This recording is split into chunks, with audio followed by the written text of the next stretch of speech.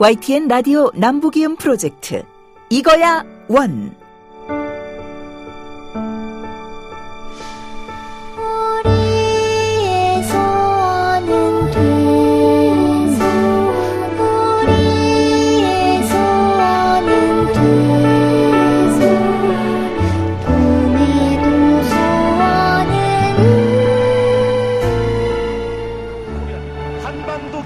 등장합니다.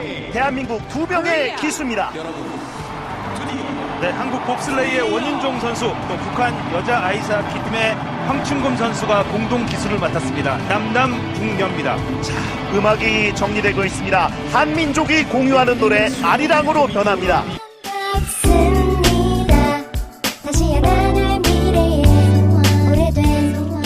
남북을 이어주는 사람 사는 이야기 평화통일 스토리텔러 김우성입니다. SBS 배성재 아나운서의 힘찬 멘트 인상적이죠. 지난 2018년 평창 동계올림픽 남북 단일팀 입장 소개였습니다. 이 자리에서 애국가도 북한의 국가도 아닌 아리랑 울려 퍼졌죠. 단일팀 경기나 금메달에도 어김없이 아리랑이 울려 퍼졌습니다. 남북뿐 아니라 전세계 한민족에게 아리랑은 뿌리이고 전세계인이 사랑하는 노래입니다. 오늘 이거야 원은 남과 북이 함께 사랑한 우리의 노래 아리랑으로 꾸며드리겠습니다. 우선 결의말 뉴스로 가볍게 귀 풀고 출발해볼까요? 이야기로 먼저 만나는 평화통일, 언젠가 남과 북이 함께 손잡고 들을 라디오. 여기는 서울 FM 94.5MHz YTN 라디오입니다.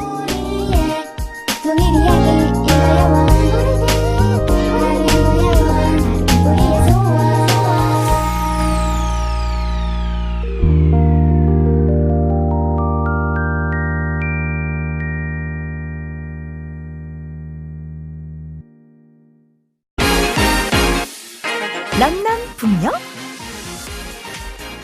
남앵커 북 아나운서 같은 듯 다른 말 결의말 뉴스. 괜찮아요. 이롭습니다. 소통을 위한 작은 발걸음 결의말 뉴스입니다. 자, 오늘도 결의말 전해주는 방송원 주영씨 스튜디오에 나왔습니다. 어서 오십시오. 안녕하세요, 우성씨. 네, 오늘은 유행어 얘기를 좀 해봐야 되는데 네. 유행어 많아요. 북한에도 많나요? 네, 많습니다. 그럼 부르는 것도 유행어 이렇게 부르나요? 네, 유행어라고 합니다. 아, 유행어. 네. 그 말은 같네요. 네. 자, 그러면 지금 제일 잘 나가는 유행어 혹시 기억하시는 거 있습니까? 네, 유행어 꽤 많은데요. 가장 강렬한 건 역시 생존과 관련된 유행어들이 많습니다. 생존과 관련한 유행어가 있다. 궁금하네요. 넌 살아있는 게 불법이야. 살아있는 게 불법이야. 아, 이것도 뭔가 상황과 어떤 콘텐츠에 따라서 유행어가 있군요. 저희가 지금 혁명적으로 갈빗대 이것도 사실 유행어였는데 살아있는 게 불법이야. 무슨 뜻이죠? 아, 배급을 주는 사회주의 국가에서 배급이 끊겼으면 죽어야 하잖아요. 그런데 살아있어. 그렇죠. 불법이죠? 야, 뭔가 위트도 있어 보이고 뭔가 살짝 비꼬은 것도 보이는 것 같아요. 그 드라마 대사에서 나오는 것들이 좀 유행어가 많나요? 네, 또 있어요. 네. 노동당보다 장마당. 노동당보다 장마당. 맞아요. 사실 정부가 제 역할을 못 해줄 때는 그게 더 힘이 셌으니까. 외상은 무상. 외상은, 이거 모르겠는데요. 외상은 무상 뭐죠? 아, 북한은 신용사회가 아니잖아요. 아, 네. 그러니까 외상을 주면 떼먹더라. 외상은 무상이 여러분 무상 제공 이럴 때 무상입니다. 공짜 아니면 때 되는 거네요. 결국 떼먹는다 이 얘기가 됩니다. 아, 재밌습니다. 거기도 줄임말이 있나요? 이를테면은 주영 씨 이 말 아세요? 알잘 딱갈센. 웃으시는 거 보니까 공부해 오신 것 같네요. 사실 저도 잘 몰라서. 물어봤습니다. 네, 저도 잘 몰라서 알아봤습니다. 예. 알아서 잘 딱 깔끔하게 센스 있게 이런 말들인데요. 이렇게까지 줄여야 되나? 젖잘싸 이런 말은 정치권에서 써요. 졌지만 잘 싸웠다. 네. 거기도 줄여서 말하는 게 있어요? 아, 북한에서는 줄여서 말하지는 않아요. 그런 식으로는 안 쓰는군요. 그래서 줄이는 말 대신 은어들을 많이 쓰죠. 은어. 비유. 네. 네, 이런 말들이 있습니다. 어떤 게 있나요?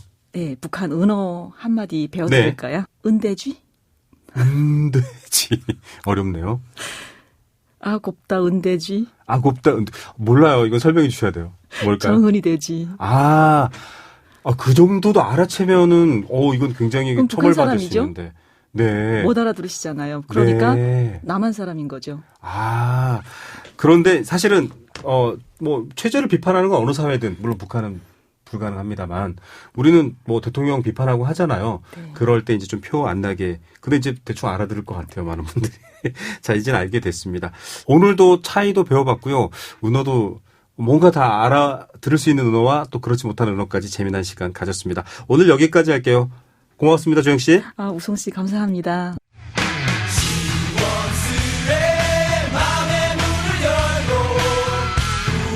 YTN 라디오 남북이음 프로젝트 이거야 원.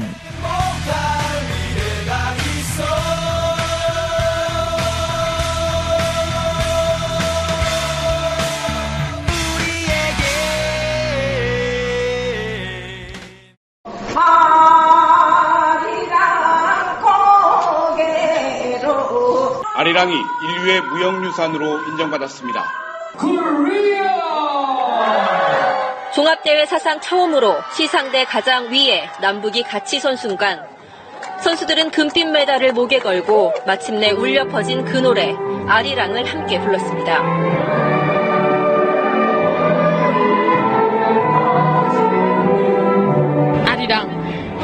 아리랑 민족 이런 감에서 진짜 감회가 새로웠습니다.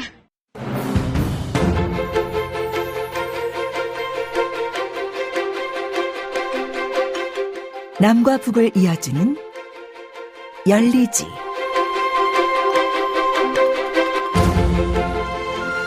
아리랑을 듣거나 부르면 눈물이 납니다. 기뻐서 눈물이 나기도 하고 슬퍼서 눈물이 나기도 합니다.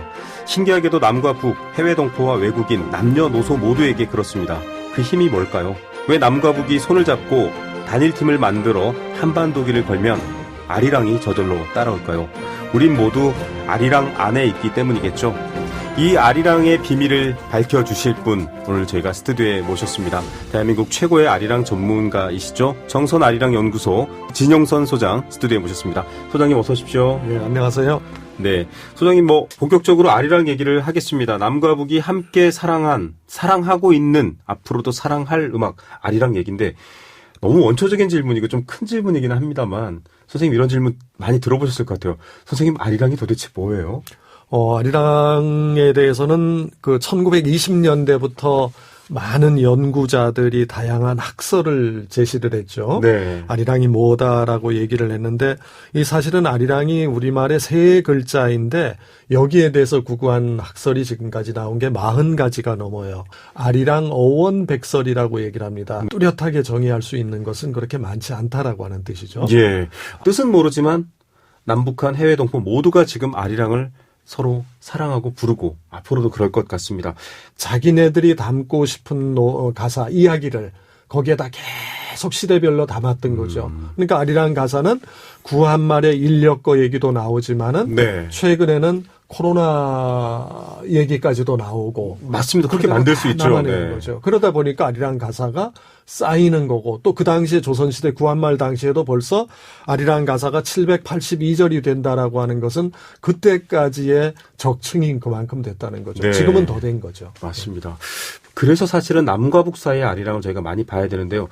그 절 중에 저는 이게 참 와닿습니다. 선생님. 사발그릇은 깨지면 둘이 되는데 38선은 깨지면 하나가 된다. 굉장히 이 아리랑을 만들어 부르는 사람들의 시적 감각이 너무 뛰어난 거 아닌가 이런 생각도 들더라고요. 그렇죠. 그러니까 하나로 뭉친다라고 하는 통합의 개념으로 네. 역설적으로 통합의 개념으로 보잖아요. 네. 그 가사가 사람들한테 많은 울림을 줄 수가 있는 거죠. 이렇게 다양한데요. 아리랑을 두고 사실은 우리는 어느 지역, 세계 어디를 가든 한민족, 꼭 한국 사람이 아니어도 아리랑으로 우리의 정서가 연결됩니다. 그러니까 아까 깨어지면 하나가 된다라는 말. 되게 분산되어 있고 디아스포라로 전 세계로 퍼져나가고 남북도 갈라져 있는데 아리랑에서는 한 덩어리가 된단 말이죠. 이게 신기한데 토크가 많으니까 좀 지겨우실 수도 있는데요. 이 노래 제가 뒷이야기 하기 전에 잠깐 들려드리겠습니다. 아리랑 서리랑 아라리효 광북은 아리랑 불러보세 아리랑 네, 이거 미랑 아리랑 아리야 이런 생각이 들 텐데 광복군 아리랑으로 불렸다고 합니다. 아까 말씀하셨지만 아리랑이 지역마다도 다르지만 은근, 끈기, 싸움 결국은 좀 이겨내겠다 이런 정신도 좀 녹아있는 면이 있다고 봐야 되겠죠. 그렇죠. 지금 우리가 듣고 있는 이러한 광복군 아리랑 같은 경우도 밀양 아리랑 가사를 가지고 그 배경으로 한 거죠. 그러니까요. 그러니까 이제 뭐 중국의 길림성이나 흑룡강성 쪽에서 활동하던 사람들이 좀 더 광복군 활동을 하는데 힘을 불어넣는 넣을 수 있는 노래를 택한 게 밀양아리랑이죠. 왜 그러면 정선아리랑 가사를 택해서 하려니 처지고 좀 또 다른 막 이렇게 뭐랄까요 차분해지고 그렇죠. 좀 부슬퍼지는 면이 있잖아요. 네, 그런데 밀양아리랑 가사는 굉장히 경쾌하고 또 발랄하고 하다 보니까 광복군들이 어떤 기력을 회복하거나 네. 힘을 펴는데 좋은 내용을 갖고 있는 거죠. 예. 그래서 밀양아리랑은 사실은 군가로 많이 쓰였죠. 맞아요. 이게 가장 가까이에는 2018년 2월 동계올림픽에서 남북이 함께 입장했습니다. 남북이 함께 입장하면 보통 국가가 나와야 되는데 이거 애국가 나오다가 북한 국가가 나오나 혹은 북한 국가 나오다 애국가 나오나 이런 걱정을 하려는 찰나에 아리랑이 나와요. 사실 저희가 오프닝에서 살짝 들려드렸었거든요. 이 곡을 선생님도 들으셨나요? 네, 들었습니다. 어떤 느낌이 드셨어요? 그러니까 아리랑이라고 하는 노래는 일제강점기 때부터 또 현대에 이르기까지 많은 사람들한테 사랑을 받고 우리 민족의 희로애락을 담은 노래다라고 남북이 모두 공감을 하고 있는 노래잖아요. 네. 사실은 이걸 가지고 그래서 제2의 애국가다라고 얘기도 하는데 그 평창 동계올림픽 당시에도 아리랑이라고 하는 게 주제가 평화와 사랑의 노래라는 개념이었었어요. 맞아요. 그래서 또 그때 분위기라고 하는 것이 평화와 사랑에 맞아떨어져서 그 당시에는 제가 박물관장을 하고 있었는데 저희도 그 동계올림픽 장소에 가서 아리랑 평화와 사랑의 노래라는 제목으로 전시를 열은 적도 있어요. 그러니까 그때 분위기에서 남북이 만나서 평화와 사랑을 얘기할 수 있는 것은 이념을 초월한다라고 하는 거잖아요. 그러니까 이때 이런 게 굉장히 잘 먹히지가 않았을까. 그 배경에는 역사적으로 남북이 공히 희로애락이라고 하는 것을 그 가사에 담고 있었지 그 노래만큼은 이데올로기가 접근하지 않았다라고 하는 것을 그때 보여주는 계기가 된 거죠. 지금 배경으로 저희가 살짝 그 공식 BGM을 들려드렸습니다. 이게 뭐 출시된 음반은 아닌데 굉장히 좀 요즘에 맞춰서 국악기도 포함되어 있지만 전자음악도 들어가 있고 굉장히 흥겹게 만들어졌는데 그거 말고요. 개막식 때 사람들이 저게 무슨 아리랑이지? 하는 게 있었습니다. 아이들이 뗏목을 타고 있는 장면이었는데요. 일단 잠깐 여러분 들려드릴게요. 눈이 올라나 비가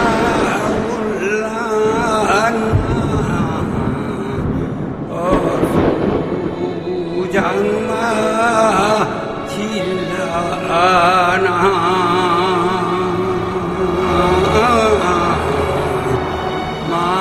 아이들이 뗏목을 타고 주변을 두리번거리고 번개 소리에 놀라기도 합니다. 손을 꼭 잡은 아이들이 뗏목에 올라타 있고요. 뗏목을 이끄는 노꾼은 또 흐뭇한 미소를 지으며 정말 자연을 형상화한 경기장을 도는 장면. 평창올림픽 개막식 공연에서 선보인 아리랑인데요. 김남기 선생이 부른 정선 아라리였어요. 이제 사람들이 이게 정선 아라리 이러실 것 같은데요. 선생님 이것도 보셨죠? 그렇죠. 이게 벌써 5년이 됐네요. 그렇죠? 네. 5년이 됐고 이때 참 인상적이었죠. 혼자 아리랑을 부르고 하는데 이 노래를 들으면은 우리가 슬프지만은 또 슬프지 않은 노래 같은 느낌이 들어요. 슬픈데 슬프다라고 해주니까 그럼 나 일어설 것 같아 이런 느낌이 그리고 또 이게 이제 아리랑의 시련의 장을 표현을 했죠. 네. 거기서 5 아이를 태운 뗏목이 그 비바람에 물결치는 경랑 속에서 맞아요. 헤쳐나가고 그것은 이제 우리 근현대사를 그대로 표현해 준 거잖아요. 네. 그리고 마지막 장면에는 은하수가 하늘을 환하게 수놓은 가운데 거기에 희망의 반딧불이가 나오는 모습을 보여주니까 아리랑이 과거의 고난에서 또 새로운 희망의 모습을 보여줬죠. 이게 이제 아까 말씀드린 아리랑 고개를 상징하는 거죠. 네. 우리가 역경을 이렇게 이겨내고 동계올림픽까지 개최하는 나라가 되었고 그 가운데 정선아리랑이라고 하는 것이 그러한 어떤 역사를 구절구절을 담아서 보여주는 모습, 그것을 김남기 선생님이 그대로 불러서 많은 감동을 줬죠. 이 과정에서 아리랑이 굉장히 중요한 상징처럼 시작됐다. 선생님 어떻게 생각하십니까? 남과 북이 만날 때 아리랑이 촉매제처럼 항상, 근데 저는 깜짝 놀란 게 저희가 지금 방송은 7월 29일 토요일 날 아침에 본방 밤 11시에 재방이 나가고 있습니다만 저희가 녹음하고 있는 27일 목요일은 사실 정전협정일입니다. 정전협정장에서도 아리랑이 울려 퍼졌다고요. 남과 북의 군악대가. 이러면 정말 남과 북 관계에서는 아리랑을 뗄래야 뗄 수 없을 것 같아요. 선생님. 그렇습니다. 이 정전협정 1953년 7월 27일 정전협정 장소에서 아리랑이 군악대가 서로가 연주를 했죠. 그런데 사실은 정전협정 이전에도 아리랑이 서로가 남북이 만났죠. 전쟁 중에서. 네. 그것이 뭐냐면은 6.25 전쟁 때의 심리전으로 우리 국군 쪽에서는 서부전선 고지에 올라서 아리랑을 노래로 부르고 악기로 연주해서 북한 인민군들한테 틀어줘서 그때 북한 인민군들이 많은 사람들이 귀순했다라고 하는 이런 기록이 신문회로 나오고요. 심리전 도구로 아리랑이 쓰였죠. 그렇죠. 그리고 또 북쪽에서는 어떻게 하냐면 밀양 아리랑을 파르티잔 아리랑이라고 해서 조선지가라고 해서 중공군 군가집이죠. 그러니까 그때 중공군이 항미원조라고 하는 이름으로 그런 의미로 한국전쟁에 참전할 때 그 밀양 아리랑이 파르티잔 아리랑이라고 해서 중공군 군가로 들어가 있었죠. 흔히 우리가 한국식으로 표현하는 걸 하면 빨치산 아리랑이 되는 거네요. 빨치산 아리랑이죠. 그러니까 남북이 서로 아리랑을 가지고 전쟁 중에 심리전의 도구로 써왔던 게 1953년까지고 전쟁이 휴전에 들어서면서 7월 달에 그 정전협정 조인 장소에서 또 남북 군악대가 서로 같이 연주했던 게 또 아리랑이었던 거죠. 이건 뭐랄까요? 사실은 지금 70년 만에 한국을 찾은 영국 참전 군인 이제 노래도 저희가 클로징 때 들려드릴 건데요. 그분도 한국말도 모르고 기억도 없는데 70년 전에 한국전쟁을 참전했던 영국 군인이고 최근 이제 영국에서 굉장히 핫한 할아버지세요. 89세신데 이분도 아리랑을 기억하고 부르시더라고요. 이 아리랑의 힘이 이 정도면 대단한 것 아닙니까? 전쟁 중에도 쓰이고요. 평화 중에도 쓰이고요. 일제에 맞설 때도 쓰이고요. 그리고 아리랑은 그냥 우리의 모든 것입니까? 어떻게 봐야 돼요? 그렇죠. 그게 요즘 우리가 한류를 얘기하잖아요. 그런데 사실은 이 한류의 측면에서 본다라고 하면은 6.25 전쟁 때 아리랑이라고 하는 것이 일제강점기에 일본 사람들이 한국에 와서 아리랑을 알아갔던 1차 한류 이외에는 가장 큰 한류죠. 6.25 전쟁 때 많은 군인들이 참가해서 전장 곳곳에서 위문 공연이 이어졌었고 이 위문 공연의 마지막 장면은 꼭 아리랑으로 장식을 하다 보니까 한국 전쟁에 참전했던 사람들은 아리랑 아라리오 고개로 넘어간다라고 하는 이러한 표현들 이 어려운 한국말들을 거의 다 알고 갔었던 거죠.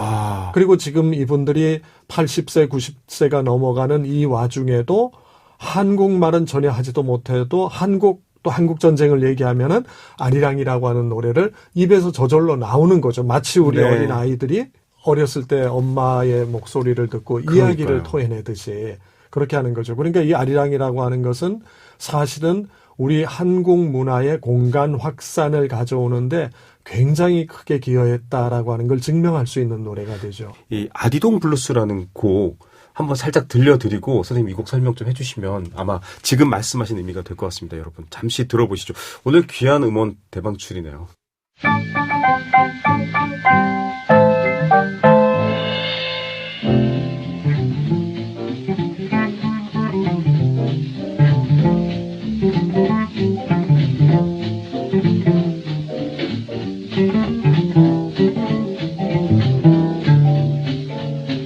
시작할 때는 뭔가 동양적인 느낌, 중국인가 빰빠바밤빰빰 이렇게 시작하지만 아리랑 선율은 다 알아들으실 수 있을 겁니다. 그리고 좀 경쾌한 재즈의 느낌인데요. 선생님 이 곡 좀 소개해 주시죠. 이거는 오스카 페티포드라고 하는 분의 아디동 블루스라고 하는 거죠. 아디동이요? 아디동은 사실 이분이 이제 1950년대에 한국에 위문 공연을 왔는데 한국에서 자기가 와서 공연을 앞두고 있다가 아리랑을 듣게 된 거죠. 아리랑을. 한국전쟁 당시에요. 한국전쟁 당시에. 그래서 그 통역병한테 저게 무슨 노래냐라고 얘기를 하니까 이 통역병이 아리랑이라고 얘기를 했는데 이분은 그걸 아디동으로 들은 거죠.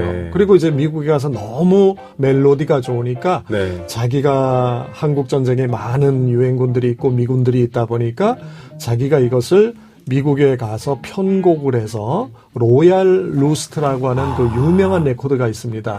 그 재즈 레코드 주로 하는 데인데 그 로얄 루스트 레코드에 취입을 해서 네. 이 음반이 나왔죠. 그러니까 우리 아리랑이 해외에서 우리가 우리 힘으로 너 이거 내봐라 돈 줄 테니 내봐라가 아니라 작가가 자기가 감동해서 이걸 재즈로 소위 만들어서 낸 첫 음반이 되는 거죠. 예. 그리고 소위 말해 대박을 터뜨리는 음반이 되는 거죠. 예, 대박을 터뜨렸다. 사실은 지금 이 아디동 블루스 오스카 패티포드 듣고 있는데 제가 밑에 살짝 깔아드리고 있는 게 맛배기로만 들어봐야 될 것 같은데요. 선생님 설명하신 얘기가 2016년도에도 반복됩니다. 이게 뭔가 하면 잠깐 들려드릴게요.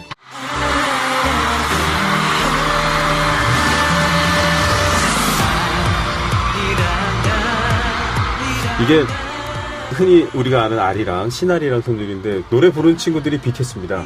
BTS뿐만 아니라 슈퍼주니어까지 2016년도 파리 공연 이제 M 카운트다운 실황을 저희가 잠깐 맛배기로만 들었는데 선생님 말씀하신 것처럼요.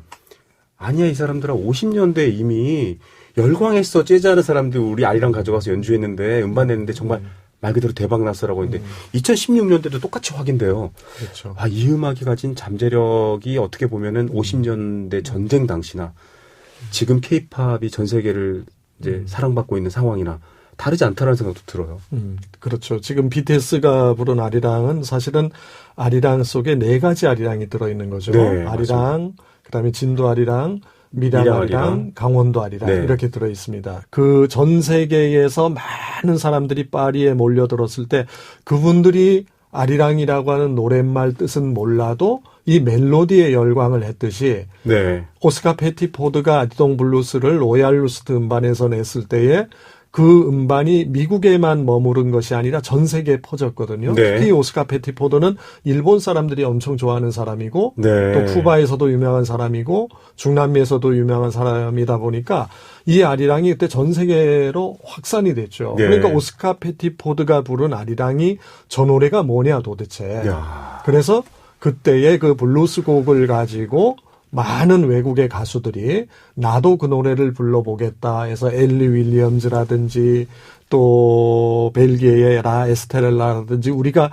알지도 못하지만은 네. 그런 사람들이 이러한 노래를 부르면서 그 영향이군요. 그렇죠. 전 세계적으로 50년대, 54년대까지 호주, 벨기에, 이탈리아, 심지어는 이탈리아에서는 1954년 9월 달에 아리랑이 이달의 노래로 선정이 됐었어요. 그걸 우리나라 사람들이 잘 모르고 있지만은. 우리는 몰랐는데 우리 노래가 저기서 이달의 노래가 되네, 저 나라에서. 그렇죠. 그것도 예. 노래의 나라 이탈리아지 않습니까? 그렇습니다. 깐소네가 유명한 나라에서 소위 말해서 이달의 노래로 1956년 9월 달에 아리랑이 선정이 됐었죠. 그러니까 54년부터 56년, 7년까지는 전 세계적으로 우리가 어려웠으니까 그때 우리 밖의 상황을 몰랐던 거죠. 네. 전 세계적으로 아리랑이 그때는 대단한 노래였다.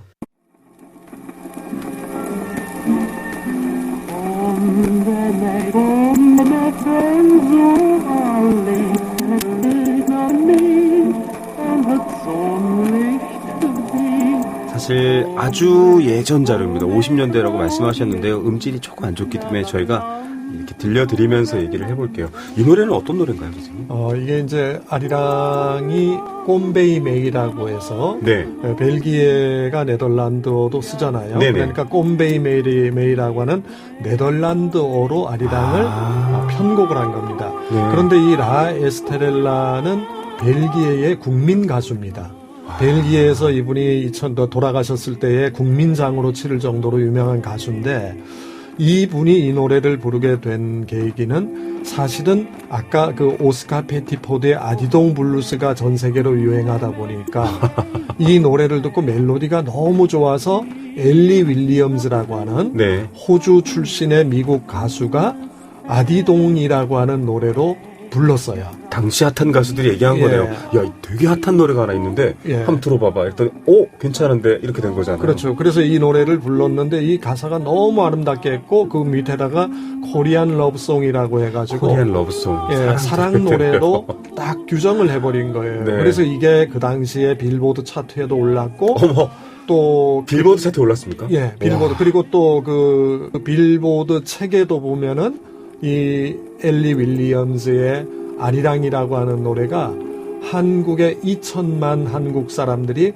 즐기고 사랑하는 노래라고 나와 있었죠. 그래서 네. 이 노래가 전 세계적으로 영어권에서 유명하다 보니까 라 에스텔라가 나도 저 노래를 벨기에 국민 가수입니다. 예, 불러보겠다라고 해서 벨기에 국민 가수가 불렀었어요. 근데 예. 저는 이 노래를 사실은 예전에 제가 벨기에 입양아한테 이런 얘기를 들었어요.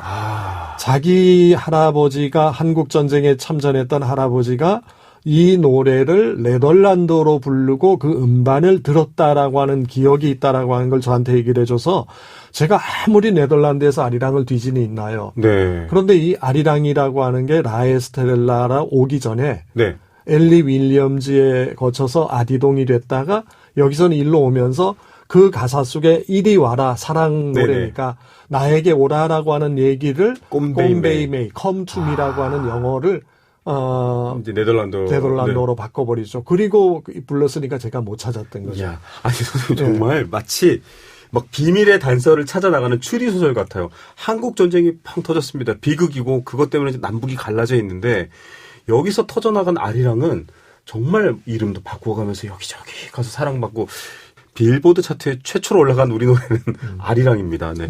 아 정말 이것도 대단한데요. 아 이만큼 사실은 어떻게 보면은 비극이었는데 또 세계인들이 사랑하는 어떤 문화유산, 음악이 됐는데 2012년 12월 달에 우리 아리랑이 네. 한국의 서정민요 아리랑이라고 하는 이름으로 이제 유네스코 등재가 됐고 북한은 2년 있다가 2014년 11월 달에 조선민주주의 인민공화국 아리랑 민요라고 하는 이름으로 등재가 됐잖아요. 네. 그러니까 한편으로는 남한과 북한이 다 등재가 된 게 좋기는 한데 또 한편으로 보면은 그럴 바에야 남북이 함께 모여서 같이 등재했으면 좋았겠는데 물론 노력도 했죠. 거기는 노력도 했지만은 그게 또 시기적으로 그런데 남과 북이 분단되면서 언어도 달라졌어요. 말도 저희가 앞에 결의말 뉴스 들었지만 굉장히 서로 다르고 문화도 다르고 이제 사는 모습도 조금 달라지고 있습니다. 아리랑도 조금 달라질까 싶은데 우리 원래부터 우리는 이 노래 불렀어라고 북한 분들이 얘기하는 아리랑이 있어요. 그런데 우리가 들으면 좀 낯설거든요. 일단 한번 여러분 들어보시기 바랍니다. 아랄인가 스랄인가 용천인가 아라리 고개로 날령거주소. 이거는 들은 것 같아요. 들은 것 같은데 어렸을 적에 체록된 노래입니다. 차병걸 어르신의 영천 아리랑인데 영천이면은 저는 이제 경북에 있는 한 지명으로 알고 있거든요. 네, 맞습니다. 네. 우리 아리랑이라고 하는 게 사실은 많이 좀 유랑을 했죠. 경상북도 영천군 그 당시에 영천군 사람들이 주로 이주를 한 데가 함경도를 거쳐서 저기 위에 흑룡강성으로 많이 갔죠. 거기에 살던 지금 이 차병걸 노인이라고 하는 분도 흑룡강성 로가기향 신승촌이라고 하는 마을인데 그 마을이 바로 경상북도 영천 사람들이 와서 살던 마을이고 거기에서 많이 불렸던 아리랑이 영천 아리랑이고 또 이 노래가 북한에서도 그 소위 말해서 사회주의적인 리얼리즘을 구현하는데 좋은 가사와 또 좋은 전설이 있어요. 그러니까 인민이 지주를 타파한다라든지 이런 내용들이 있으니까 북한에서 더 사랑하는 노래가 되었던 거죠. 그런 또 문화적인 후천적 변화가 있는 거군요. 그렇죠. 여러분 북한에서 그럼 어떻게 부를까? 제가 김종덕 북한 공훈 가수죠. 이분의 소리로 잠깐 맛배기로 들려드릴게요. 아리랑 고개로 날 넘겨주어. 목소리가 이제 여기서부터는 노래를 몰라도 북한 노래 이렇게 알 수 있게끔 좀 변화가 됐어요. 자, 이거 외에도 또 북한 아리랑에 대해서 뭔가 좀 남북이 같은 아리랑의 뿌리가 있지만 달라진 부분 말씀해 주실 수 있는 노래가 있을까요? 북한은 모든 사실은 민요나 또 민요 계열의 노래를 주체발성법으로 부르다 보니까 분단이 오래된 우리가 듣기에는 그 이질적이죠. 노래가 이질적으로 들린 거죠. 해주 아리랑이 있는데요. 얼수 아리랑 이렇게 부르기도 하는데 해주 아리랑을 북한 피바다 가극단에서 활동하는 장혜란의 노래로 한번 잠깐 맛배기로 들려드릴게요.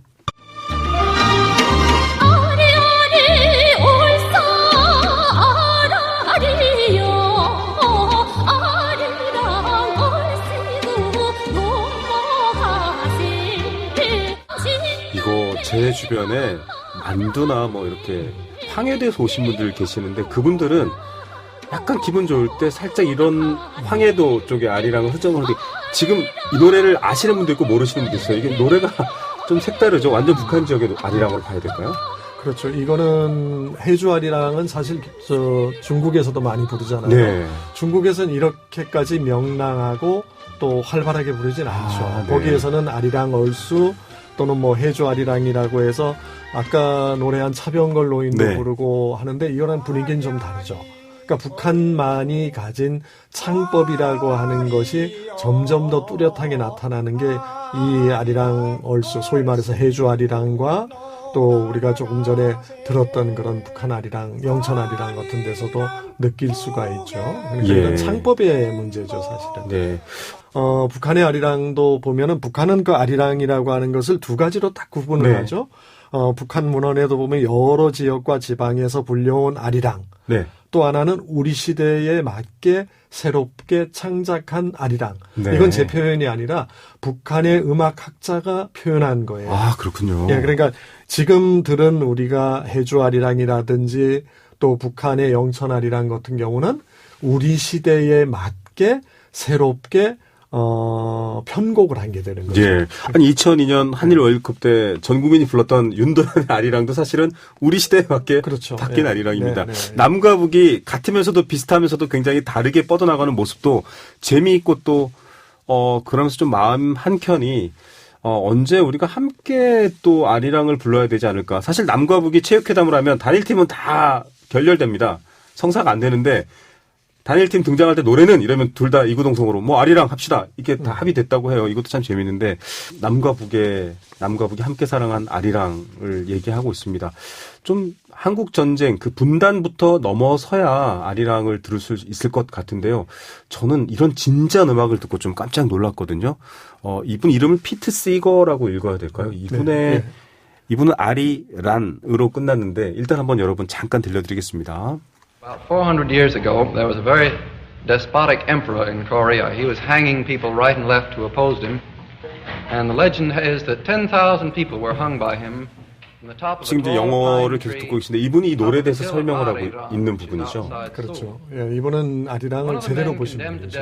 네. 그러니까 아리랑이 왜 같은 민족이 얼굴도 똑같고 말도 똑같이 쓰는 사람들이 왜 이 아리랑은 같이 부르면서 분단이 되었느냐 하는 것을 50년대 초의 역설을 벌써 했었거든요. 1954년도에 나온 음반이거든요. 그렇죠. 예. 그러니까 1950년대 초에 이분이 벌써 그런데 이분이 이 노래 속에서 아리랑의 역사에 대해서 정확하게 얘기를 했는데 이분이 얘기했던 아리랑의 역사가 바로 김산과 님 웨일즈 그 아리랑 책 속에 나와있던 아리랑, 네. 김산의 아리랑 내용을 그대로 자기가 한국에 와보진 않았지만은 아리랑에 대한 이해를 바탕으로 분단을 극복하는 노래가 돼야 된다라고 얘기를 했던 거죠. 맞습니다. 그 영어 얘기는 저희가 지금 다 이렇게 들려드리진 않았습니다. 그 얘기가 있고요. 뭐 비공식적인 뭐 국가 같은 느낌도 있었다. 그러니까 모두가 함께 부르는 노래도 있다라고 하고 지금 잠깐 이분의 목소리로 아리랑 들어보시기 바랍니다. Only the waterfalls and fountains sing free. Arirang, arirang, ario, crossing the hills of Arirang. 전문가는 아닙니다만 식임새를 제대로 넣으시네요. 아리랑의 꺾는 느낌도 그대로고요. 가사에 보면 3,000 리, 그러니까 3,000리인데 이게 앞에는 3,000 그 뒤에는 리 이렇게 붙이는 것도 특이하고요. 미국의 최고의 포크싱어니까. 네. 그래서 이제 조한 바이즈하고 뭐 피트 시거 이런 분들은 아주 네. 소위 말하면은 최고의 스타덤에 올랐던 분이다 보니까 공연도 많았고 특히 이분이 이제 공연 말미에 이 노래를 연주를 많이 하고 자기가 직접 부르고 했고. 정말 전 세계를 다 다니는 느낌입니다. 이렇게 아리랑의 힘이 세고 대단한데요. 선생님 통일 그리고 남과 북을 놓고서 아리랑으로 우리가 어떻게 만나야 할지 생각해야 될지 마무리 말씀 한마디 부탁드립니다. 사실은 참 어려운 일이죠. 저도 아리랑, 북한 아리랑을 지금 이렇게 얘기했지만은 과문한 일이죠. 근데 제가 북한을 몇 번 다녀오긴 했지만은, 이게 분단이 오래된 만큼 아리랑이라고 하는 것도 사실은 결이 되게 달라졌습니다. 네. 하나의 어떤 합일점을 찾아가는 그런 노력들이 아리랑으로 아리랑을 시발점으로 해서 일어나면 좋지 않겠나 그런 생각이 늘 듭니다. 38선이 깨지면 하나로 뭉친다라는 아까 아리랑 가사 말씀해 주셨죠. 38선을 깰 수 있는 힘 아리랑에 있다고 청취자 여러분들께서는 또 시청자 여러분들께서는 생각하십니까? 선생님 얘기 들어볼수록 저는 그렇게 더 확신하게 되는 것 같습니다. 오늘 귀한 시간 내주셔서 감사드립니다. 예, 감사합니다. 네, 정선 아리랑 연구소 진영선 서장과 함께했습니다.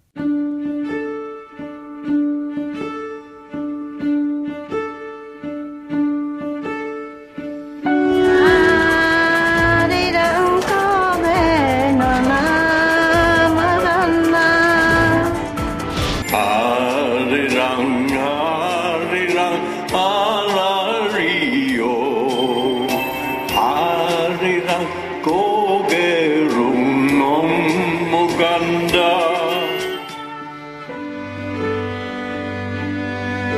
50년, 70년의 세월이 지나갔고요. 한국말도 잘 모릅니다. 음식도 잊어버렸을 텐데요. 방금 아리랑을 불러주는 두 할머니, 할아버지. 강제 위안부로 힘든 날을 보내고 50년 만에 고국에 돌아왔었던 훈할머니의 목소리였고요. 또 영국 참전 군인 콜린 태커리 할아버지가 70년 만에 한국에 와서 부른 아리랑이었습니다. 두 분 아무것도 모를 텐데 이렇게 신기하게 아리랑만 기억하고 계시네요. 아리랑은 어쩌면 눈에 보이지 않는 가장 큰 비무장지대일지도 모르겠습니다. 비무장지대, 말 그대로 아무런 무기도 미움도 없이 우리가 만나서 함께 이야기를 기억하고 나눌 수 있는 곳을 말하겠죠. 모든 것이 달라지고 있는 남북이지만 아이들이 부르는 노래 아리랑은 그대로여서 다행입니다. 오늘 희귀한 음악들 많이 들려드렸죠. 마지막으로도 제가 희귀한 음악 하나 들려드릴게요. 1983년 이탈리아에서 자장가 대회가 있었는데요. 홍희경, 홍희진 교포 자매겠죠. 6살, 4살이라고 하네요. 이 친구들이 동요대에서 부른 아리랑 들려드릴 텐데요. 목소리가 참 귀여운데 한국말도 못하는데 아리랑은 제대로 부릅니다. 이 노래 들려드리면서 저는 인사드릴게요. 평화를 꿈꾸는 따뜻한 통일 스토리텔러 김우성이었습니다. 이 프로그램은 방송통신위원회와 정보통신정책연구원이 함께합니다.